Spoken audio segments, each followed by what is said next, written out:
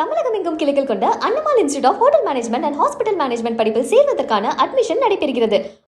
திருப்பத்தூர் மாவட்டம் காவேரிப்பட்டு இந்திரா நகர் பகுதியில் கடந்த 30 ஆண்டுகளுக்கு முன்பு சாலையின் நடுவே இடையூறாக அமைக்கப்பட்ட மின்கம்பம் குறித்து நியூஸ் 7 தமிழ் செய்தி வெளியானதை அடுத்து மின்கம்பம் மாற்றி அமைக்கப்பட்டது.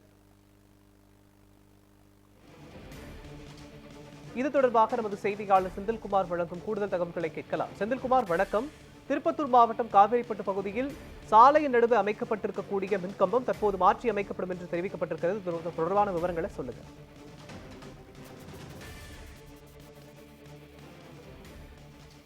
திருப்பத்தூர் மாவட்டம் ஜோலார்பேட்டை ஒன்றியம் காவேரிப்பட்டு ஊராட்சியில், அதாவது இந்திரா நகர் பகுதியில் கடந்த 30 ஆண்டுகளுக்கு முன்பு தார் சாலை அமைக்கப்பட்டது. இந்த சாலையின் நடுவே மின்கம்பம் ஒன்று இருந்தது. தொடர்ந்து 30 ஆண்டு காலமாக சாலையின் நடுவிலே மின்கம்பம் அமைந்திருந்ததால் போக்குவரத்து பெரிதும் பாதிக்கப்பட்டது. அதாவது 50க்கும் மேற்பட்ட வீடுகள் பொதுமக்கள் கடும் சிரமத்திற்கு ஆளாயினர்.